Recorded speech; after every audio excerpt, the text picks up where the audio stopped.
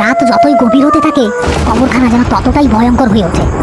স্তব্ধ চারদিক, গা চমচমে বাতাস আর পুরা গন্ধে ভরে ওঠে সেই স্থান, যেন মৃত্যুর নিজস্ব রাজ্য। তবু কিছু মানুষ আছে যারা এই ভয়কে সঙ্গী করেই বাঁচে। পেশায় তারা ডোম, মৃতদেহ সৎকারেই যাদের নিত্যকার কাজ। ভয় তাদের কাছে নতুন কিছু নয়, বরং এটাই তাদের জীবনের অংশ হয়ে গেছে। কিন্তু সেই রাতে যা ঘটেছিল তা ছিল একেবারেই আলাদা। আজও চোখ বন্ধ করলেই সেই দৃশ্যগুলো একে একে ভেসে ওঠে রতনের মনে। শরীরের লোম খুব সজাগ হয়ে ওঠে, ঠান্ডা ঘামে ভেজে ওঠে পিঠ। বন জঙ্গলের মাঝে একটা কাঁচা ঘর, মেঝেতে একটি মৃতদেহ রাখা, পাশে বসে আছে রতন ডোম। না, আজকে মনে হয় একটু বেশি মাল খাইলাইছি, কেমন জানি লাগতাছে। মোরা শরীরে কেমন একটা গন্ধ, মাংসটা কেমন টান টান, মনে হইতাছে চর্বিগুলা লড়তাছে। না না, এইসব ভাবলে হইব না, কাজ শেষ করি। রতন আর কিছু না ভেবে ব্লেড নিয়ে কাটতে শুরু করে মৃতদেহের পেট। হ্যাঁ, ছি ছি ছি, রক্ত ছিটকাইলো। হ্যাঁ, ব্যাপার কি? মোরা লাশের গায়ে থেকে তো রক্ত বাইরানোর কথা না, তবে কি? হঠাৎ বাইরে থেকে কারোর বেদনা সরে কান্নার আওয়াজ বেশি আসতে লাগলো রুমের ভেতরে। রতন এবার বেশ ভয় পেয়ে গেল। কি ব্যাপার?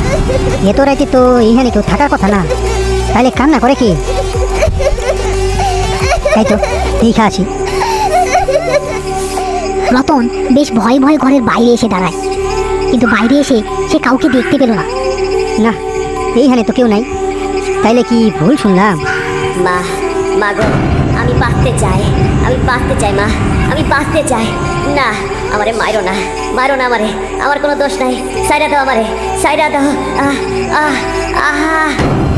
ঘরের ভিতর থেকে স্পষ্ট আকুতির শব্দ শুনতে পেয়ে ভয়ে তার হাত পা কাঁপতে শুরু করলো। কি ব্যাপার? ঘরের ভিতরে তো কেউ নাই, তাহলে এমন চিৎকার কইরা কে কারে ডাকলো? না, ভিতরে যাইয়া দেখি তো। কিন্তু কিন্তু এখন ভিতরে যাওয়াটা কি ঠিক হইব? না না, আমি রতন ডোম, আমার কেউ ভয় দেখাইবার পারবো না। রতন নিজের মনে সাহস জুগিয়ে ভেতরে ঢোকার জোগান করলো, কিন্তু ভেতরে ঢুকে সে কেবল মরা লাশটা ছাড়া ঘরে আর কাউকে দেখতে পেল না।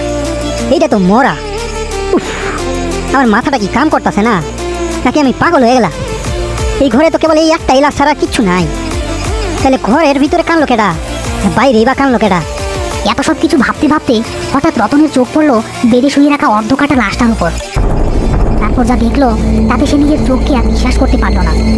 সে দেখলো মরা লাশটার জায়গায় তার খুব পরিচিত একজন শুয়ে আছে, তাকে সে চেনে। পেট তার অর্ধকাটা, বেরিয়ে এসেছে নারী ভুঁড়ি। রতন একটা চিৎকার দিয়ে লুটিয়ে পড়লো মাটিতে।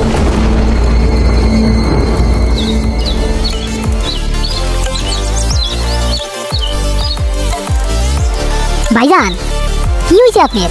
সারা রাত কই আছিলেন? আপনার মুখটা দেখে অনেক চিন্তিত মনে হইতেছে। আর বলিস না মতি, কাল রাইতে আমি যা দেখছি তা যদি সত্যি হয় তাহলে আমার কপালে অনেক দুঃখ আছে। কি দেখছেন? খুইলা গো না আমারে। কেন আমার কপালে দুঃখ আছে? ওই লাশটা মরে নাই মতি, ওই লাশটা মরে নাই। কোন লাশটা মরে নাই? আমি তো কিছুই বুঝবার পারতাছি না। আপনি ঠিক দেখছেন তো? হ্যাঁ মতি, ঠিকই দেখছি। আজ থেকে 6 বছর আগের কথা, ঠিক আজকার দিনই আমি একটা 18 বছর বয়সী ছেলের পোস্টমর্টম করতেছিলাম। ছেলেটারে খুন করা হয়েছিল আমি জানতাম, কিন্তু অল্প কিছু টাকার লোভে আমি সব গোপন রাখছিলাম। ছেলেটার মোল্লা বাড়ির মাইয়ার সাথে ভাব আসিল। বড় মোল্লা বিষয়টা জানতে পাইরা ছেলেটার লোক দিয়া খুন করায়।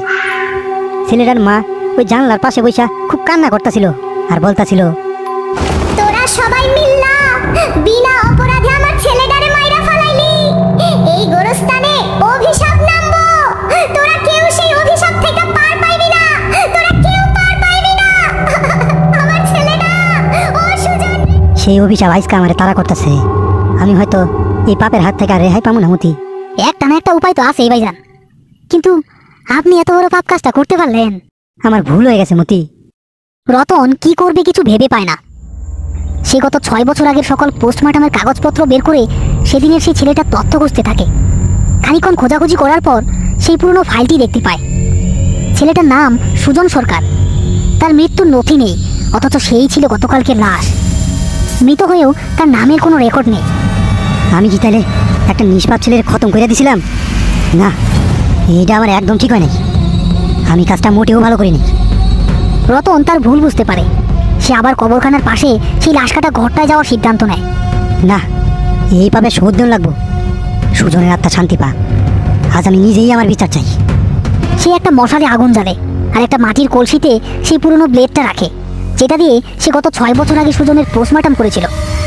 এবার রতন এক হাতে মশাল আর অন্য হাতে মাটির কলসি নিয়ে পুরনো কবরখানার ভেতরে প্রবেশ করে। লাশ কাটা ঘরটার সামনে যেতেই রতনের হাতে থাকা মশালটা একটা দমকা হাওয়ায় আচমকা নিভে যায়।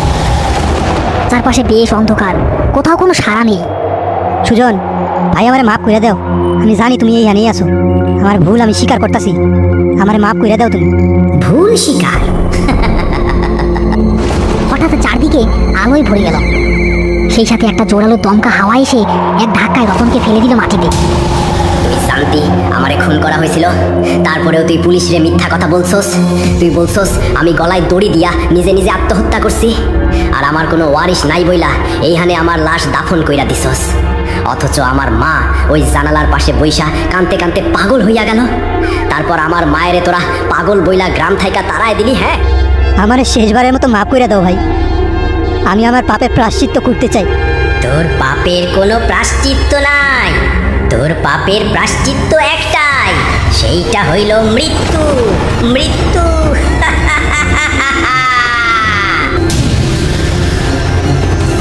রতন ডোম চলে গেছে, কিন্তু যাদের পাপ রয়ে গেছে তাদের জন্য এই কবরখানা অপেক্ষা করে।